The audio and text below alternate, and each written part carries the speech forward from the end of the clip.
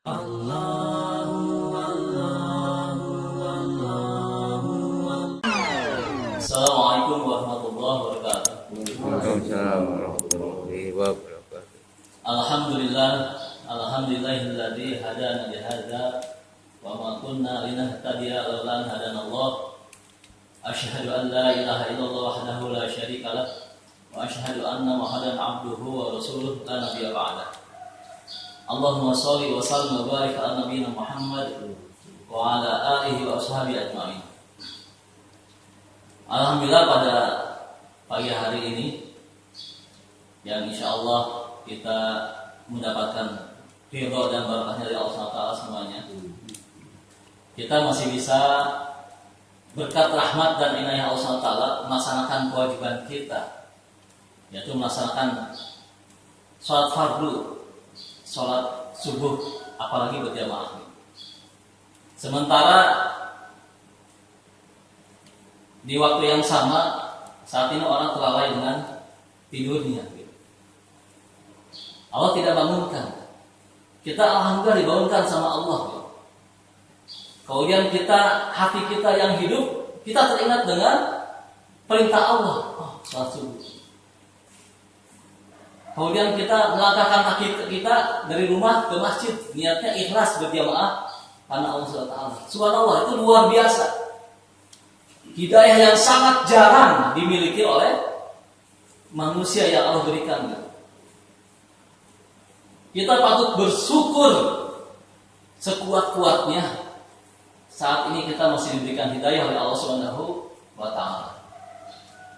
Shalawat dan salam semoga senantiasa Allah limpahkan kepada Nabi kita Muhammad sallallahu alaihi wasallam, juga kepada keluarga beliau, kepada para sahabat, kepada para tabi'in,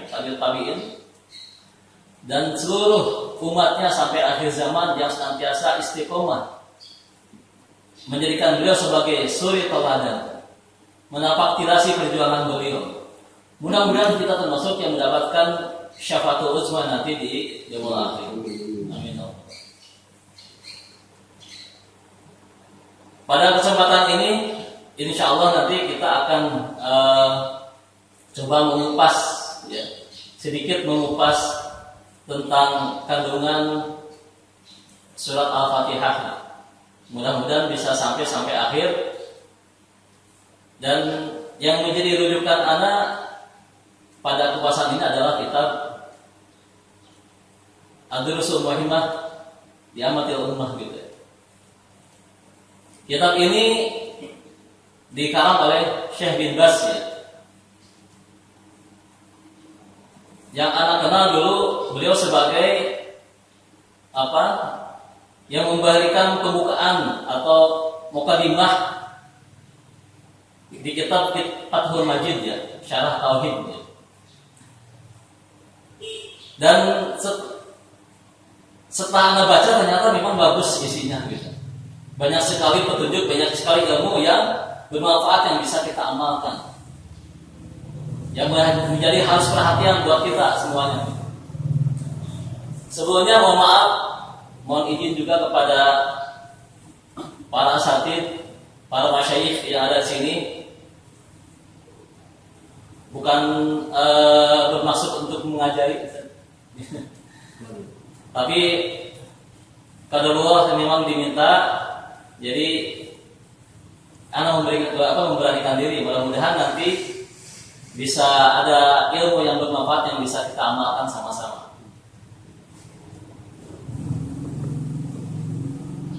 Nanti mungkin ada beberapa ayat yang dibuka, yang dibacakan, kemudian dibacakan juga artinya.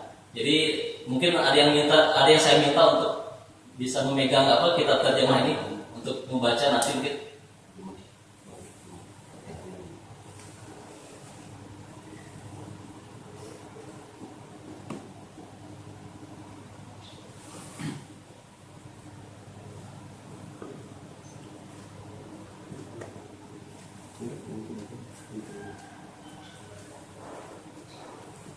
Yang diperet di halaman ini masuk. Iya.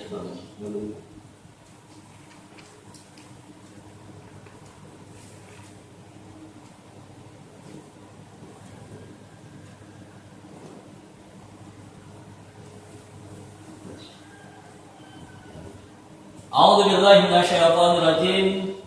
Bismillahirrahmanirrahim. Alhamdulillahi rabbil alamin. Arrahmanir rahim. Maliki yaumiddin. Iyyaka na'budu wa iyyaka nasta'in. Ihdinas shiratal mustaqim. Shiratal ladzina an'amta 'alaihim ghairil maghdubi 'alaihim waladdallin. Kitab Al-Usul Muhimmah di Amatul Ummah ini mengandung beberapa pelajaran intisari dari pelajaran Islam. Dan di bab pertama itu berisi tentang kandungan surat Al-Fatihah dan surat-surat pendek. Nanti seterusnya ada dibahas tentang arkanul Islam, arkanul iman, kemudian ihsan itu seperti apa, kemudian hal-hal yang menyebabkan orang itu terjebak kepada kesyirikan itu apa saja gitu. Nah di sini Syekh bin Baz mengawalinya dengan memperdalami surat Al-Fatihah dan surat-surat pendek. Kenapa diawali dengan surat Al-Fatihah dan surat-surat pendek? Karena surat-surat ini yang banyak kita akan baca pada saat kita sholat. Kalau sholat berjamaah seperti tadi mungkin dibacakan oleh imam. Tapi pada saat kita sholat munfarid, sholat sunnah gitu, atau qiyamul lail, sholat duha, tentunya kan kita bukan cuma baca qul huwa aja ya, surat Al-Ikhlas saja gitu.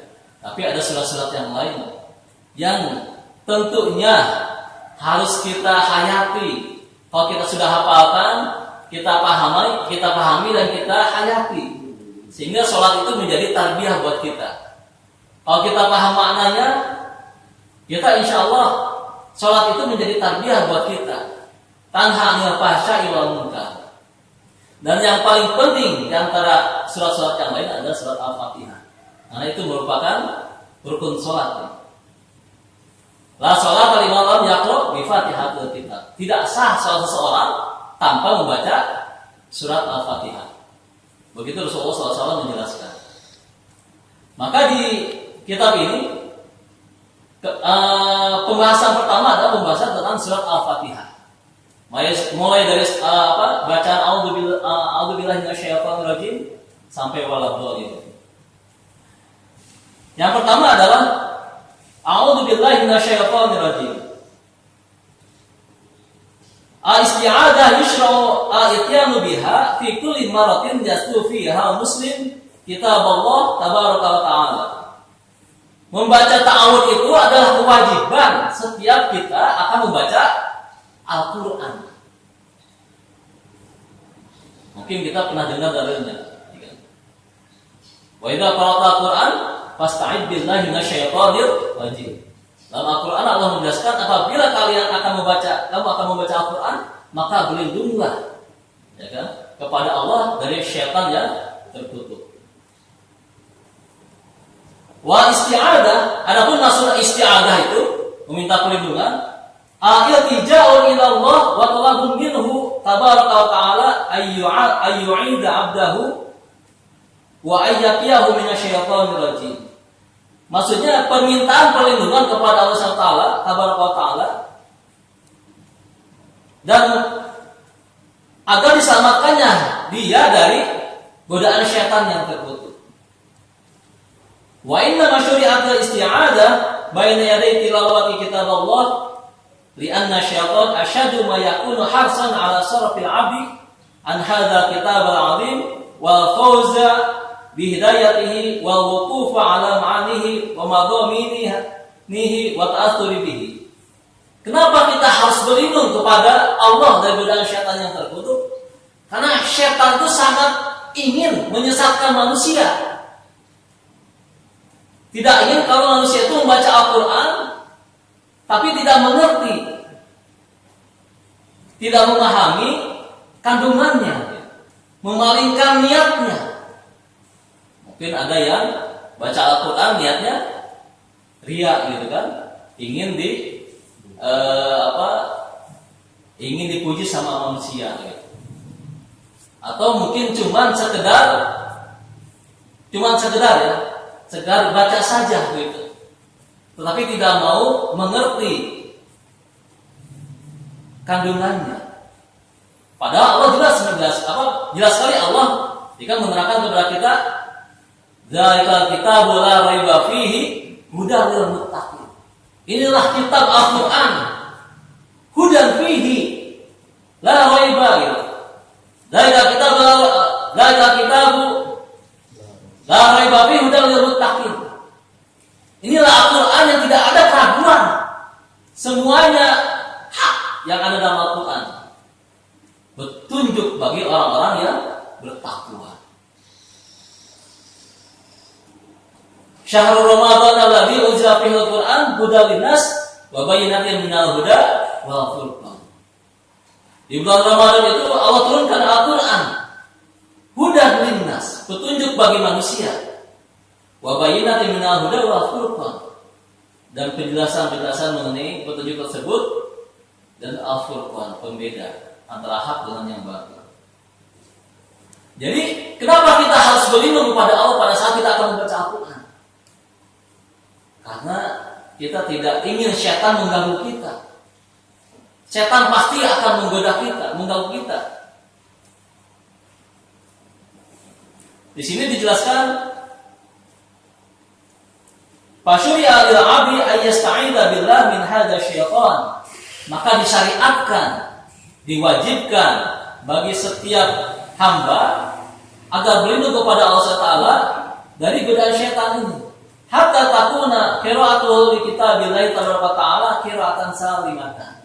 Sampai betul-betul ya, bacaan seorang hamba itu bacaan yang selamat dari godaan-godaan syaitan. Min wasa'isi syaitan, dari bisikan-bisikan syaitan. Dari pengaruh-pengaruh syaitan gitu. Wa hamzihi wa nafihi gitu kan. Dari bisikannya dan tiupannya. Mahfuzan bihifdzillah gitu kan. Bihifdzillah, terjaga dengan penjagaan Allah Subhanahu wa taala. Nah, kita mungkin coba akan mengupas kenapa kita harus berlindung kepada Allah dari godaan syaitan yang tertutup. Kita bisa lihat dalam surat Al-A'raf ayat 12 sampai 17. Silakan Pak dibuka surat Al-A'raf ayat 12 sampai 17.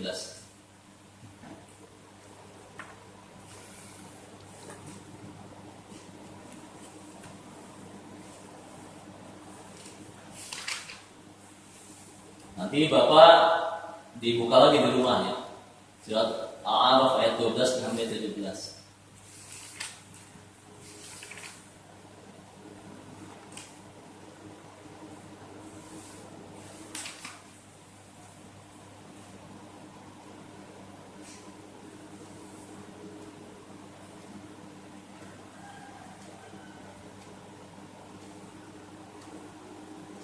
Silakan Pak. Hah? Gelap. Oh gitu.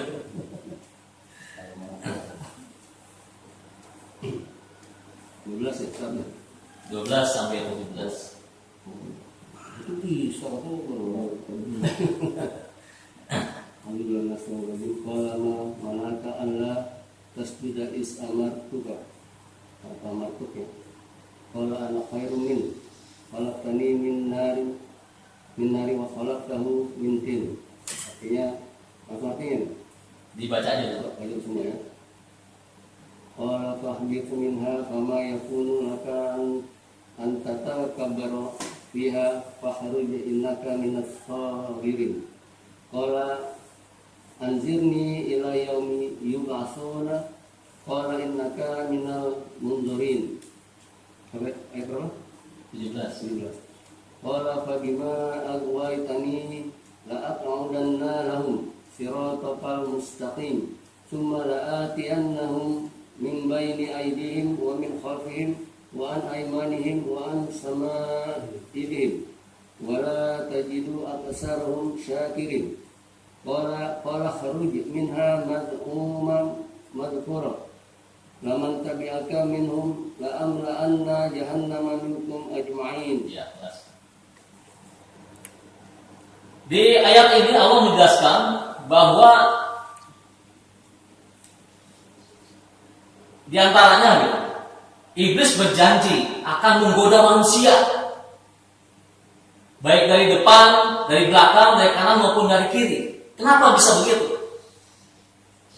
Di ayat yang ke-12 Allah berfirman, "Qala ma mana'aka alla tasjuda id amartuk?" Apa yang menghalangimu tak kala aku perintahkan untuk bersujud tahiyat kepada Nabi Adam? Qala ana khairum minhu khalaqtani min nar wa khalaqtahu min tin. Aku lebih baik darinya, dari Adam.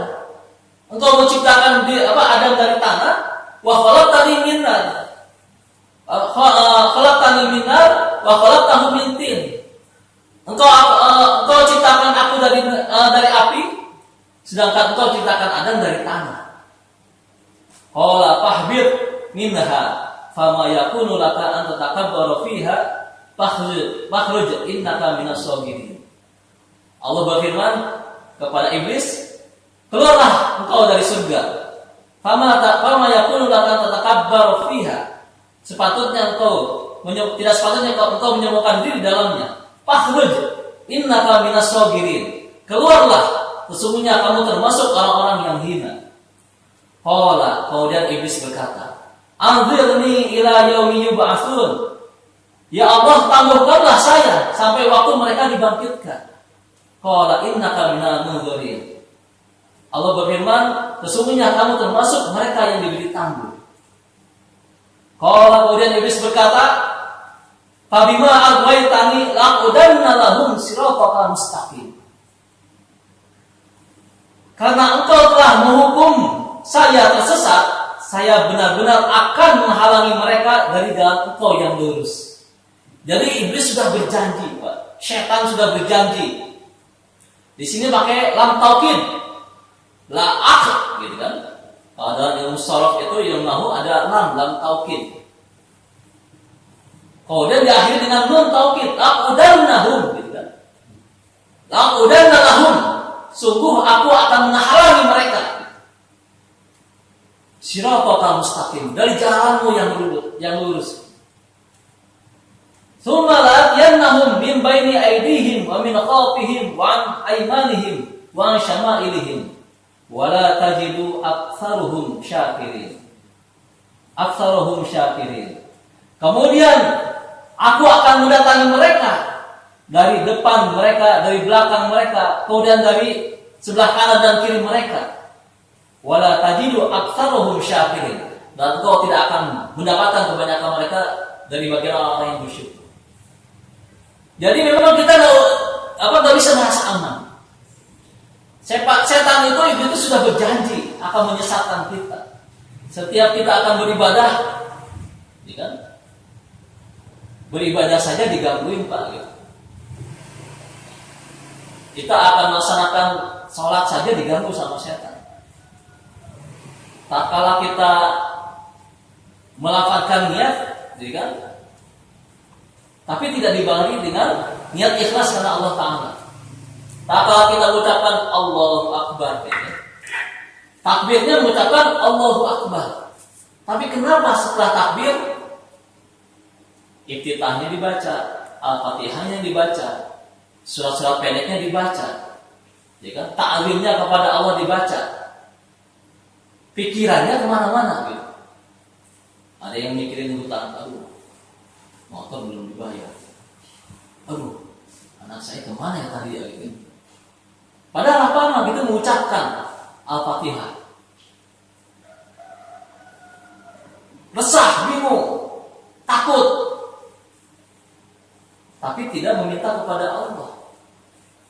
Padahal Allah SWT jelas-jelas menyampaikan kepada kita, wasta'inu bis-sabri was-shalah. Mintalah kepadaku dengan sabar dan sholat. Harusnya sholat itu dijadikan tempat kita berkeluh kesah, meminta kepada Allah. Ini malah jadi lupa kepada Allah. Lantas di mana kalimat takbir kita? Allahu Akbar. Allah Maha Besar. Maha Besar. Berarti yang lain tidak ada.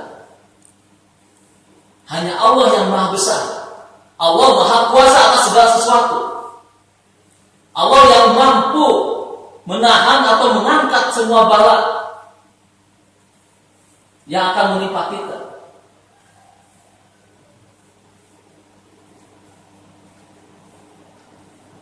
Allah SWT sedang menjelaskan, "Qul la yusibana ma illa ma katabahu lana."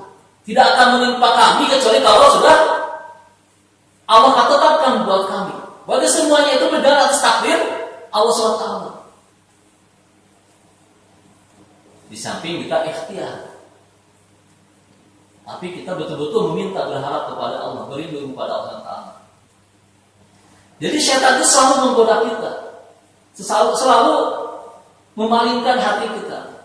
Kalau kita baca Al-Quran, ya, itu pun juga jarang-jarang, Pak. Musimnya musim Ramadan gitu. Yang kita pikirin apa? Pahala. Berapa ayat yang kita lewatkan tapi tidak menjadi hidayah buat kita. Padahal Allah menegaskan dalam surat Al-Baqarah di awal, "Innal ladzina kafaru sawa'un 'alaihim a'andzartahum am lam tunzirhum la yu'minun." Sesungguhnya orang kafir itu sama saja diberikan peringatan dan tidak diberikan peringatan, la yu'minun, mereka tidak beriman. Bagaimana Rasulullah, sahabat memperingatkan orang kafir? Itu dengan Al-Quran. Ancamannya kekufuran kalau tidak mau beriman, tidak mau meyakini dan mengamalkan. Tapi kita malah tidak peduli dengan petunjuk Allah, hanya peduli dengan pahalanya. Harusnya di samping kita mengharapkan pahala dari Allah Ta'ala, kita mengharapkan petunjuk. Kita baca Al-Quran, kita baca maknanya.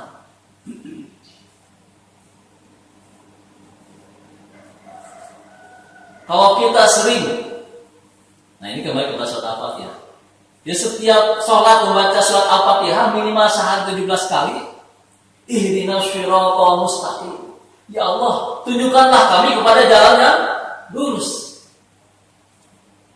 Ya aplikasinya kalau kita jujur, kita mencari hidayah dengan membaca Al-Quran, membaca hadis-hadis sunnah Rasul, membaca buku-buku kitab-kitab tentang Islam. Ihdinas shiratal mustaqim. Ya Allah, tunjukkanlah kami kepada jalan yang lurus. Bukan selesai sholat, udah yang asal melaksanakan kewajiban, asal melaksanakan kewajiban. Jadinya bukan ahli sholat tapi tukang sholat. Nah, kita lanjutkan.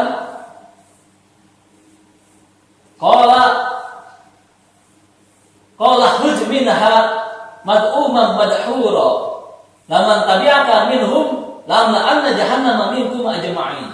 Allah berfirman, "Keluarlah kamu dari surga itu sebagai orang yang terhina lagi terusir. Sesungguhnya barang siapa di antara mereka mengikuti kamu, benar-benar aku akan mengisi neraka jahanam dengan kamu semuanya." Jadi di sini kita harus betul-betul hati-hati, Pak. Kalau kita berpaling dari Al-Quran, maka kita akan ditemani oleh syaitan. Sebagaimana Allah jelaskan dalam surat Az-Zukhruf ayat 34. Surat 43 ayat 34.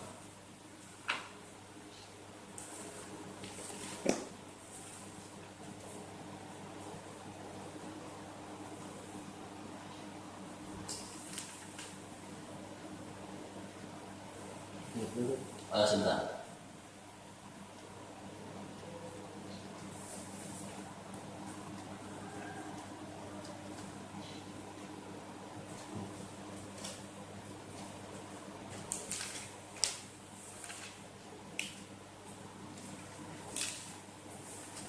Ayat 34 nih.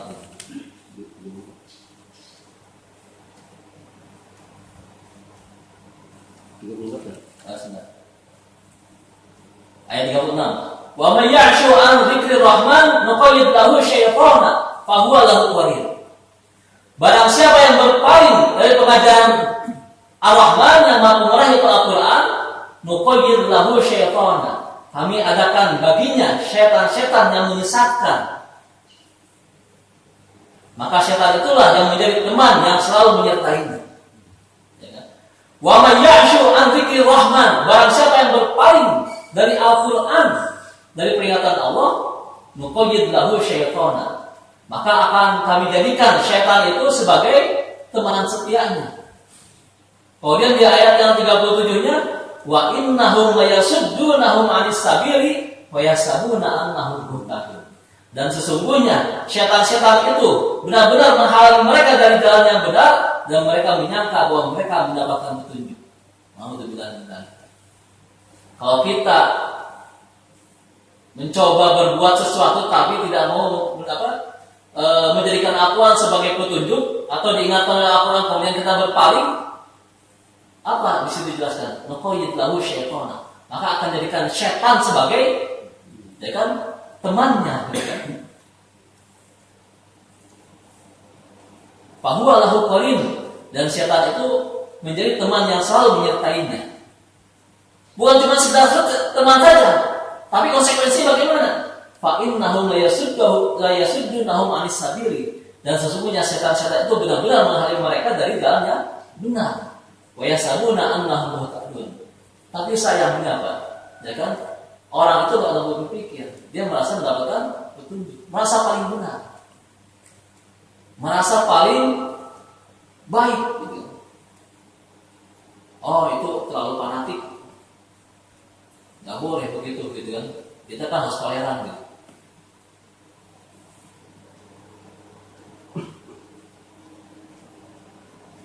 Kalau sekarang mungkin anaknya malam minggu nggak kemana-mana Pak, cuma belajar aja.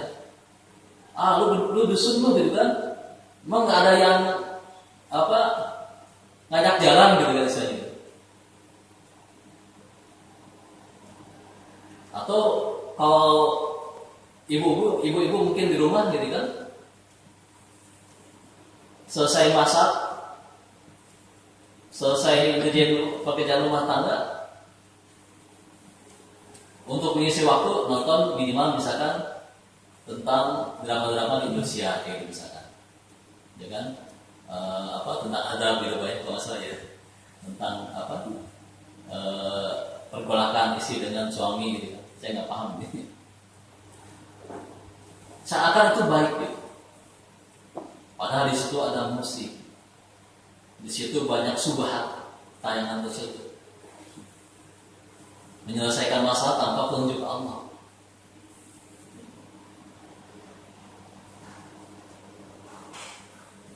Nah di sini jangan sampai kita berpaling dari Al-Quran, tidak mau mendengarkan kajian. Khawatir Pak, Allah menjadikan syaitan sebagai teman kita, dan kita merasa baik-baik saja. Aku sih fine-fine aja.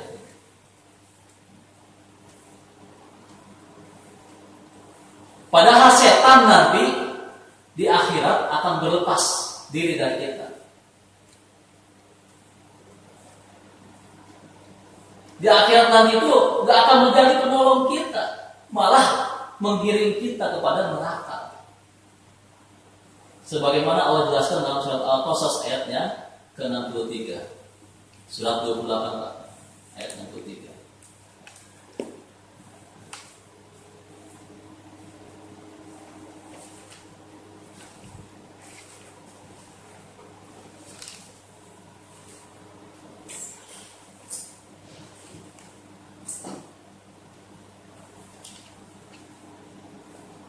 Waladina haqqo alaihimul qawl rabbana haula alladzina alwainahum kama waina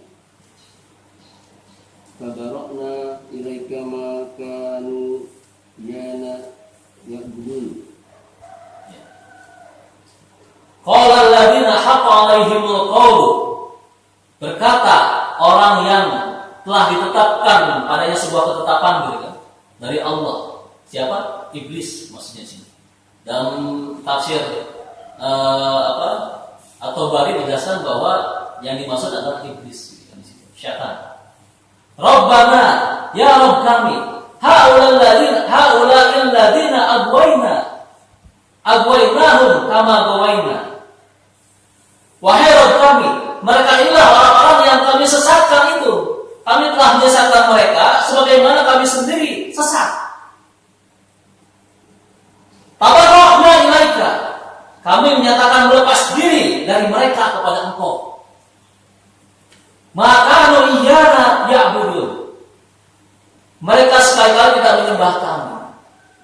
Setan akhirnya berlepas diri, Pak. Yang selama ini kita anggap itu kebaikan ternyata telah menjauhkan kita dari jalan Allah. Setan-setan yang menyesatkan kita di dunia itu nanti di akhirat berlepas diri. Haulal ladzina agwayna, mereka inilah orang-orang yang kami sesatkan. Jangan dulu di dunia. Agwainahum kama gawaina, kami menyesatkan mereka sebagaimana kami sudah tersesat. Tabarra'na ilaika, kami berlepas diri dari mereka. Kami serahkan kepadamu begitu. Maka iyana ya'budu, mereka sekali-kali tidak menyembah kami. Jadi seperti itu, Pak. Maka kita harus hati-hati. Kalau ini bukan petunjuk dari Allah dan Rasul, hati-hati, Pak. Jangan-jangan ini bisikan setan.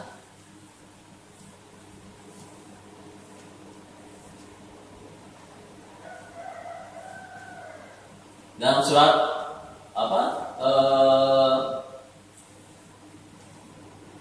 di juz amma ya, wailul lil musallin alladzina hum fi sholatihim sahun.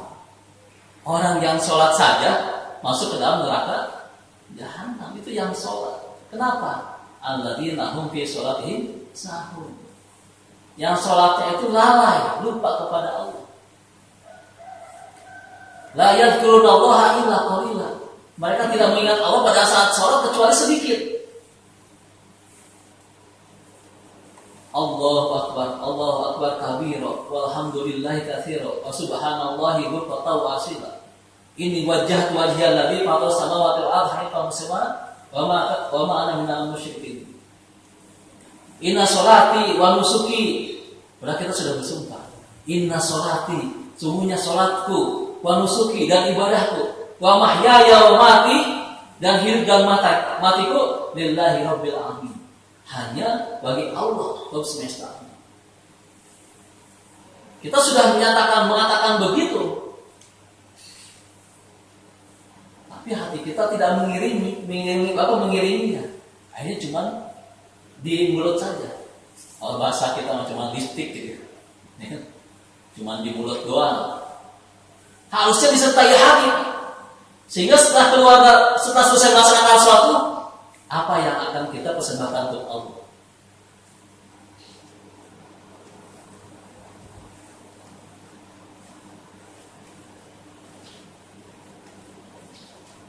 Apa yang akan menjadi ibadah? Apa saja hal-hal yang akan menjadi pahala, diridhoi Allah SWT. Mana ibadah itu Allah?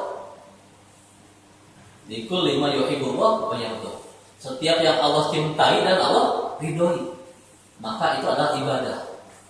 Oh, setelah keluar sholat melihat ada sampah misalkan gitu kan di luar masjid, taruh ke tempat sampah, itu adalah ibadah. Lagi sholat tengah jalan ada batu besar. Oh, ini kalau dibiarkan nanti orang naik motor bisa celaka, pinggirin. Itu ibadah. Ada anak-anak sebelum kita sholat sama setelah sholat masih main HP di pinggir jalan atau ngobrol nongkrong. Teguran, deh udah pada sholat belum? Itu ibadah. Ayo sholat dulu. Yang sambil lagi main HP terus ada azab, gitu kan? Ada bencana meninggal. Yang baru-baru ini coba Pak di mana? Di Libanon ya. Kan orang nggak nyangka gitu. Bangkatan seketika itu datang, nggak kita sangka-sangka. maka kita harus terus mawas diri. Kalau kita dagang yang jujur. Bismillah, niatkan mencari ridho Allah, mencari barokah. Nah, kemudian bagaimana solusinya supaya kita selamat dari gangguan syaitan? Di antaranya ada dalam surat Az-Zumar ayat 17 dan 18. Surat Az-Zumar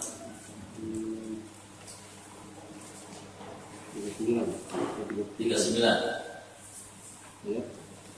17 dan 18. Silakan, Pak. Waladina tabu tagut an ya'buduha wa anabu ilallahi lahumul busra fabasir ibadi alladzina yastami'una al-qawla fayattabi'una ahsan ulaika alladzina hadahumullahu wa ulaika humul ulul albab. Ya, silakan baca artinya, Pak. Artinya, Ya. dan orang-orang yang menjauhi tagut, tidak menyembahnya dan kembali kepada Allah, mereka pantas mendapat berita gembira.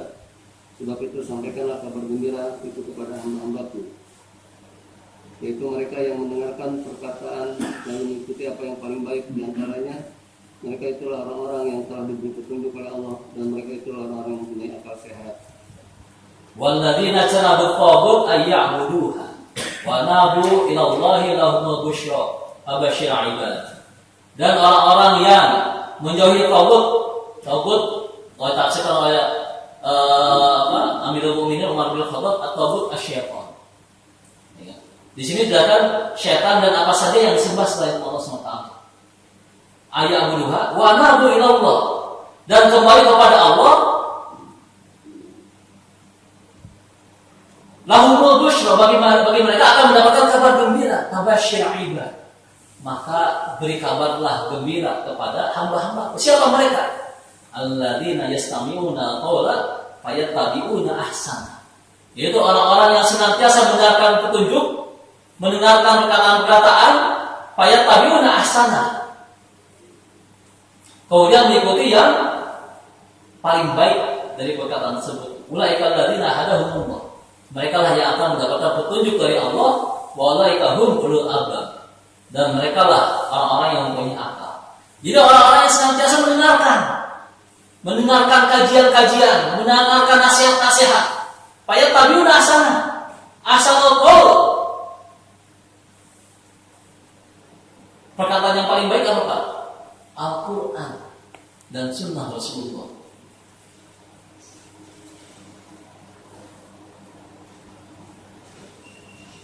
Rasulullah menjelaskan, ya, inna asdaqal hadis kitabullah. Sesungguhnya perkataan yang paling benar adalah kitabullah. Wa khairul hadi Muhammad. Dan sebaik-baik petunjuk adalah petunjuk Nabi Muhammad SAW. Jadi solusinya bagaimana? Supaya kita terhindar dari godaan syaitan. Senantiasa kita alladzina yastami'una qawla. Di sini pakai fi'il mudhari, Pak. Yastami'una, bukan istama'u gitu kan. Tapi yastami'una pakai fi'il mudhari. Fi'il mudhari itu dipakai untuk pekerjaan yang berkesinambungan terus. Jadi tidak henti-hentinya. Alladzina yastami'una qawla wa yattabi'una ahsana. Kalau dalam surat Al-A'raf Allah jelaskan kunu rabbaniyin bima kuntum tu'allimuna kitab wa bima kuntum tadrusun. Jadilah kalian hamba-hamba Allah yang setia. Dengan cara apa? Bima kuntum tu'allimuna kitab. Dengan cara kamu mempelajari Alkitab, itu Al-Quran. Wa bima kuntum tadrusun. Dan dengan apa yang kalian baca. Jadi terus, Pak, ihdinas siratal mustaqim. Dibawa-bawa terus, ihdinas siratal mustaqim. Jangan cuma pas sholat doang. Itu juga kalau kita ingat, kalau kita paham. Di luar sholat, ihdinas siratal mustaqim. Itu aja, ihdinas siratal mustaqim. Ya Allah, tunjukkanlah kami kepada jalan yang lurus. Siratal ladzina an'amta 'alaihim ghairil maghdubi 'alaihim waladdallin. Dan orang-orang yang telah kau berikan petunjuk mereka, kau berikan nikmat kepada mereka. Orang-orang yang berilmu dan mengamalkan ilmunya.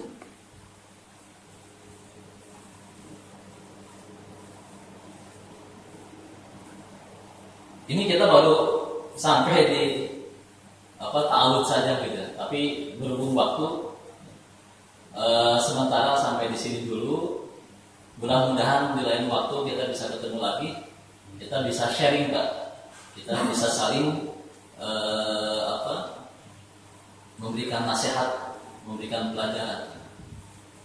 Yang benar tentunya datangnya dari Allah SWT. Sebelumnya ada yang salah, saya mohon ampun kepada Allah SWT dan mohon dimaafkan.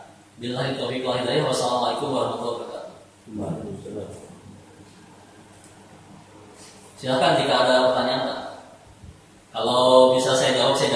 Kalau nggak bisa, nanti PR buat Pak Haji. Ya Pak Haji ya. Justru yang saya nanya. Silakan. Terus kita bertaus itu dalam rangka kita baca Al-Quran. Artinya kita kan minta perlindungan Allah dari gangguan setan. Kita udah baca nih tahu ini, tapi masalahnya kita kan bisikin nih, kita baca Quran ngantuk gimana nih? Menyentuh nggak tahu kita ke diri kita nih? Kan otomatis kalau kita auzubillahi minasyaitonir maka auzubillahi minasyaitonir gitu kan. Otomatis kita minta perlindungan Allah dari gangguan setan, dari bisikan, dari timpaannya gitu kan. Tapi kita baru baca ayat berapa ayatnya langsung ngantuk aja. Ini kan jelas setan yang ngantuk kita nih. Apakah tahu kita ini nggak mempan kita, bagaimana nih? Ada tak? Ya. Tadi ya kembali Pak gitu. Jadi mestinya kita memang bukan cuma baca, tapi betul-betul harus kita resapi dan hayati. Bukan cuma ta'awud saja, tapi betul-betul dari hati kita memohon dengan ikhlas.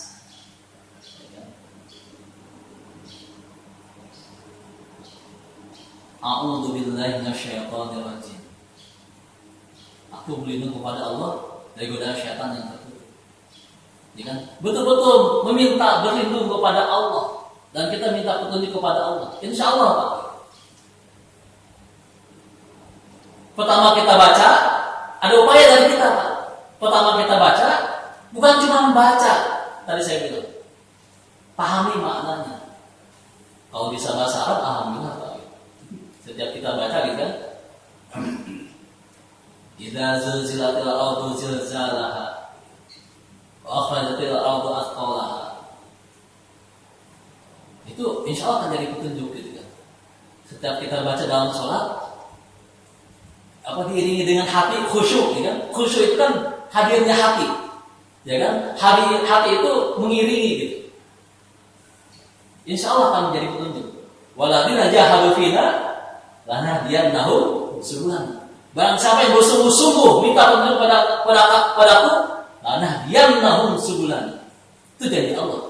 Pasti aku akan berikan petunjuk, kami akan bertunjuk, ya kan, kepada jalan. Jadi betul-betul Pak, niatkan sebelum baca, ya kan, mencari petunjuk. Pahala udah otomatis dapat Pak, jangan takut. Pahala sudah otomatis dapat. Kalau niat kita ikhlas. Tapi sekarang mulai niatkan Pak, niatkan. Pulang ke rumah, ya kan, ambil Al-Quran, baca. Kalau nggak paham, cari Quran terjemah, Quran tafsir seperti ini, misalkan. Beli berapa sih paling? 100.000. Kalau HP ada gitu kan yang 2 juta, wah langsung lagi pengen gitu kan. Android tipe sekian gitu kan. Apa yang sekarang Pak? Itu baru, gitu kan. Oppo misalkan maaf gitu, yang sekian juta. Tapi Al-Quran. Kalau gemar sepeda Pak. Itu olahraga, niatkan karena Allah SWT, gitu kan. Dia Allah. Niatkan karena Allah SWT, ya kan. Jadi setiap menggoes itu jadi pahala Pak. Ya kan?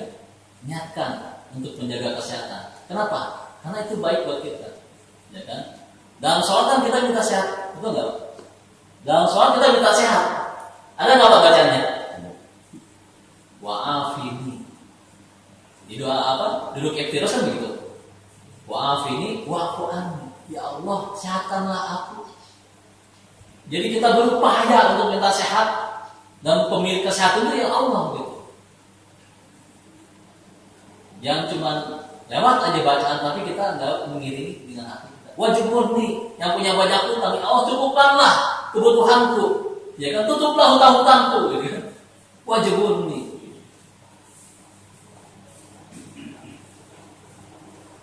Yang paling pokok apa sekarang? Setelah syahadat kan sholat, Pak. Ya kan? Atau kita mulai dari syahadat dulu, mana la ilaha illallah. Baca. Syarat-syarat diterimanya syahadat itu apa saja? Makna kandungan syahadat itu apa saja? Kemudian apa saja yang bisa membatalkan syahadat kita? Harus dibaca mulai dari situ. Kemudian sholat. Mulai pelajari rukun sholat apa? Syarat sah sholat apa? Syarat wajib sholat apa? Yang bisa bagaimana supaya sholat kita khusyuk gitu kan?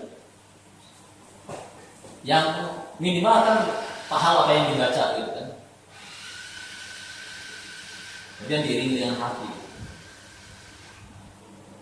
Hatta ta'lamu ma taqulun. Sampai kamu mengetahui sadar apa yang kamu baca pada sholat. Kenapa khabar diharamkan atau dilarang? Dia dulu sebelum diharamkan gitu kan? Karena bisa membuat orang itu lupa dengan bacaan sholatnya. Nah kita tidak mabuk, tapi kita nggak ngerti.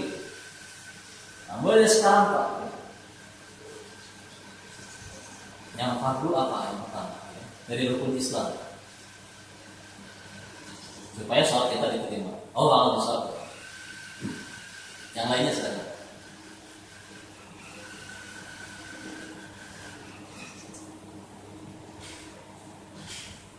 Kau mau menambahkan, Ustaz, kepada?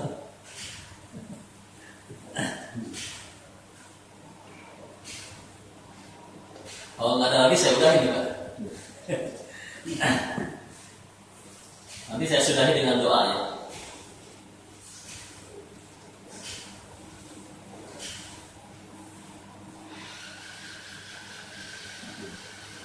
Pak, ada? Belum. Ini Ustaz, kalau saya nanya lagi ya. Ya, silakan.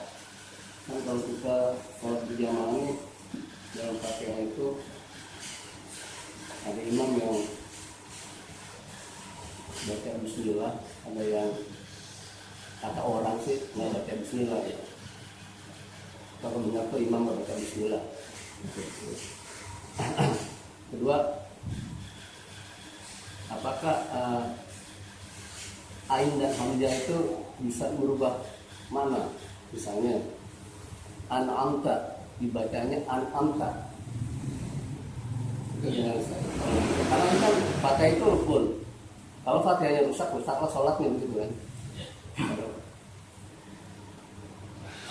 Ini pentingnya kita mencari ilmu Pak. Kalau jawaban yang pertama, alangkah baiknya kalau kita sambil ya kan, menjelaskan dengan kitab. Ada kitab yang dibaca, ada kitab yang dijelaskan.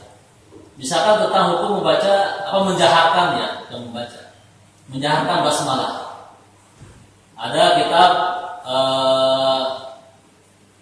Madahibul Arba'ah kayak. Ya. Di situ dijelaskan menurut Imam Syafi'i bagaimana, Imam Maliki bagaimana, ya kan? Imam Hanafi bagaimana gitu. Nah, itu alangkah baiknya disampaikan beserta dibacakan kitabnya gitu. Jadi semuanya paham. Kalau cuma dijelaskan begini saja, malah akan jadi ikhtilaf gitu. Ya kan? Akan menjadi ikhtilaf. Kalau ada sesi, mestinya dibuat sesi seperti itu Pak. Pembahasan kita pada Hibul Arba'ah gitu. Orang yang kompeten nanti yang menjelaskan, yang bisa menjelaskan. Kalau saya ada di rumah gitu kan, terjemahannya saja gitu. Kalau memang di lain waktu ada kesempatan nanti saya bawa tentang ini. Itu yang pertama Pak. Ya kan? Nah, kemudian yang kedua, memang kita penting mempelajari ilmu tajwid. Tajwid itu ilmu baca Al-Quran. Mulai hukum bacaan mulai dari masalah makharijul huruf gitu kan. Bagaimana cara membaca huruf-huruf hijaiyah. Kemudian wajib Pak, ini wajib. Mempelajarinya fardu kifayah, betul Pak? Mempelajarinya fardu kifayah. Mengajarkannya fardu ain. Jadi ada orang yang mempelajari secara khusus, secara mendalam itu fardu kifayah. Tapi kalau mengajarkannya seperti ini gitu, itu fardu ain harus. Kalau ini kan balik, bukan yang belajar fardu ain yang mengajarkan fardu kifayah. Maksudnya begini Pak, fardu kifayah itu. Di masyarakat ini kalau nggak ada yang mempelajari ilmu tajwid itu dosa semuanya. Kalau ada satu saja, maka terlepas dari kewajiban itu semuanya. Mendalami Pak. Nah, bukan karena ilmu itu untuk diri kita sendiri, bukan untuk semua masyarakat. Artinya masyarakat itu wajib mempelajari ilmu. Kenapa jadi fardu kifayah? Untuk diajarkan. Nah, maka tadi yang bilang apa nggak terbalik nih? Kalau sudah ada yang mengajarkan, berarti ustadz yang lain tidak perlu mengajarkan, itu nama fardu kifayah, begitu kan? Maksudnya begini Pak, mendalami secara dalam, memahami, kemudian mengajarkan setelah itu, ya kan? Mengajarkan supaya paham semuanya, jadi kan? Mengajarkan bagi yang belajar itu fardu kifayah, fardu ain nih. Ininya begitu aja nih, jangan sampai kebalik-balik nih. Secara pribadi harus. Secara pribadi harus. Fardu ain kan? Ya pribadi, ya kan? Iya. Tapi secara jamaah, Pak, itu fardu kifayah. Ya kan? Kita bicara jamaah ya. Di jamaah masjid ini nggak ada yang paham ilmu tajwid, itu dosa semuanya. Tapi harus ada yang mempelajari. Karena si imamnya ini, imam itu kan person. Iya. Pribadi si imam.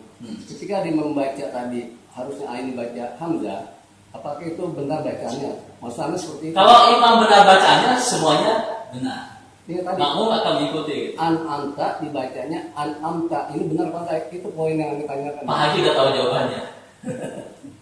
Itu salah. Karena minta antum jawab supaya jamaah itu dengar. Itu salah. Kenapa yang menjadi tolak ukur menjadi imam itu yang paling betul bacaannya, paling fasih, supaya tidak salah dalam membaca. Karena salah makna, salah membaca huruf, salah makna. An-amta nggak ada maknanya. Azizun dibaca dengan ajizun. Azizun itu perkasa, ajizun lemah. Innallaha azizun hakim misalkan. Sungguhnya Allah Maha Perkasa, Maha Bijaksana. Imam membaca innallaha azizun. Wah, itu benar-benar, ya kan? Menyamakan saja kekuasaan Allah salah, apalagi memutar balik. Nah, tidak patut orang yang tidak paham baca Al-Quran, yang membaca yang paham ilmu tajwid menjadi imam. Maka kalau dulu di pondok pesantren Pak, ya kan, santri untuk mengajarkan keberaniannya disuruh berani menjadi imam, ya kan. Kemudian pas saat saya masuk nggak bisa, ini harus di screening dulu, bacaannya betul atau enggak gitu. Baca Bismillahnya, ya kan, baca Al-Fatihahnya. Yang paling penting itu bacaannya, ya kan. Makanya orang yang paling berhak menjadi imam itu yang paling bagus bacaan, kemudian memahami, karena di situ ada doa. Jadi pada poinnya ketika si imam baca an anta itu keliru. Keliru. Imam salah. Salah. Imam dosa. Dosa. Kamu merdeka kan? Iya, kamu merdeka benar. Kalau jadi ngomong kalau gitu. Iya. Karena dia nggak mau bermakmum dengan imam membaca an anta. Iya. Sebelumnya kita perbaiki dulu, kita nasihati dulu, kita kaji dulu dengan ilmu. Jadi sebelum kita memvonis, ya kan, kita nasihati dulu secara pribadi. Kita bawa kitab tentang ilmu tajwid, kemudian kita ajarkan. Masih bagus dia berani jadi imam. Kita perbaiki kekurangannya. Perbaiki kekurangannya. Kalau saya dulu agak gatel Pak, gitu kan? Kalau ada imam salah bacaan. Kalau saya pernah jelaskan ke Pak Haji gitu kan, innahu lafi suhufil ula apa? Innahu lafi suhufil ula suhufi Ibrahim wa Musa. Imam bacanya begitu. Waduh ini salah sih bilang. Innahu lafi suhufil ula suhufi Ibrahim wa Musa. Beda nggak Pak? Ya kan? Harusnya bagaimana Pak? Innahu lafis suhufil ula suhufi Ibrahim wa Musa. Beda Pak? Bedanya sedikit apa banyak? Sedikit ya. Innahu lafis suhufil ula. Ini dibaca innahu lafis suhufil ula. Kalau samsi ya, Ya, maksud saya begini. Itu menghilangkan alif lam. Harusnya kan innahu lafis suhufil ula suhufi Ibrahim wa Musa. Dalam kaidah ilmu nahwu, ya kan? Yang pertama itu harusnya na'at man'ut, sifat atau musuh. Yang kedua itu idhofah, mudhof ilaih. Kalau dua-duanya disamakan idhofah, maknanya lain lagi. Sesungguhnya yang demikian itu ada pada suhuf yang pertama. Suhufnya Ibrahim dan Musa. Kalau dibaca innahu lafi suhufil ula, sesungguhnya yang demikian itu apa ya? Suhufnya yang pertama gitu apa? Beda maknanya gitu kan? Suhuf yang ula bukan yang gitu kan? Bukan mausuf gitu kan? Tapi idhofah gitu jadinya. Akhirnya saya ingatkan, saat apa? Tadi Ustaz bacanya salah gitu. Enggak benar, saya nggak pernah salah gitu baca itu. Saya selalu baca itu begitu aja gitu kan. Benar Pak, saya jelasin secara kaidah bahasa Arabnya. Ini begini. Ya kan? Yang pertama itu harusnya innahu lafi suhufil ula, suhufi Ibrahim wa Musa. Dan kalau saya baca innahu lafi Musa. Benar begitu. Apa bedanya gitu? Karena susah dibilangin, ini saya akan baca Quran. Oh iya benar ya. Secara pribadi. Selanjutnya diperbaiki. Itu bacaan sholat Pak. Maksudnya surat pendek ya. Surat masalah rukun saja, rukun sholat itu kan boleh salah. Misalkan banyak imam yang baca salam di akhir sholat, Assalamualaikum warahmatullahi, Assalamualaikum warahmatullahi. Itu salah. Mutlak salah. Harusnya Assalamualaikum warahmatullahi. Ada imam itu. Assalamualaikum warahmatullahi. Aslinya nggak baca. Ya. Salah deh. Ini saya sampaikan dulu. Kenapa salah? Karena Assalamualaikum itu kalau dalam kaidah bahasa Arab itu isim mabni, betul tak? Isim mabni itu biasa dipakai buat nama orang. Nggak ada alif lam, nggak ada tanwin. Assalamualaikum, si salam buat kamu. Itu nama orang. Salam. Kalau assalamualaikum, keselamatan bagi kalian. Itu hal yang terkecil saja nggak boleh Pak, salah. Setelah saya sampaikan kepada temannya Ustaz Abdul Lot, Ustaz Rajak, Ustaz ini begini segala macam. Iya sih benar juga gitu kan. Tapi saya belum dapat ilmunya gitu kan. Setelah berlalu lama gitu kan, ketemu lagi dengan beliau. Ustaz, apa yang antum bilang itu betul katanya. Dalam kitab ini memang betul ada katanya. Ulama tersebut menjelaskan bahwa tidak sah karena itu rukun sholat. Baca assalamualaikum dengan assalamualaikum beda jauh. Itu Pak kuncinya kita mempelajari ilmu. Jadi tadi Pak, gitu kan? Kalau memang ada yang salah karena keliru, kan sesuatu itu tidak dosa kalau dia foto keliru, kalau dia nisyan lupa. Yang ketiga karena ikroh dipaksa berbuat salah. Jadi ini kita abadikan apa nih? Ini Ustaz itu keliru, lupa, atau dipaksa ada yang maksa suruh baca begitu gitu. Nah mungkin keliru. Ya kita ingatkan, gitu kan. Sebelum kita tahdir, Pak. Nah, itu paham lah bahasa tahdir ya. Sebelum ditahdir, kita ingatkan dulu. Tapi kalau diingatkan nggak bisa, nggak mau berkedahulu kita langsung sama gitu. Ya udah, tinggalkan. Nggak masalah. Bahwa alam bisawab belum apa gitu. Cukup pas, ya. Astagfirullahaladzim, astagfirullahaladzim, astagfirullahaladzim. Allahumma sholli ala nabiyyina Muhammad wa ala ali Muhammad kama shallaita ala Ibrahim wa ala ali Ibrahim fil alamin innaka Hamidum Majid. Allahumma ighfir lil muslimina wal muslimat wal mu'minina wal mu'minat al ahya'i minhum wal amwat. Asbahna wa asbahal mulku lillah walhamdulillah wa la ilaha illallah wahdahu la syarika lah. Allahumma bika asbahna wa bika amsayna wa bika nahya wa bika namutu wa ilaika nusyur. Asbahna ala fitratil Islam wa kalimatil ikhlas wa ala dini nabiyina Muhammadin sallallahu alaihi wasallam wa ala millati abi Ibrahim hanifan muslima wa ma kana minal musyrikin. Raditu billahi rabba wa bil Islam dina wa bi Muhammadin nabiyya wa rasula. Allahumma afini fi badani, Allahumma afini fi sam'i, Allahumma afini fi basari.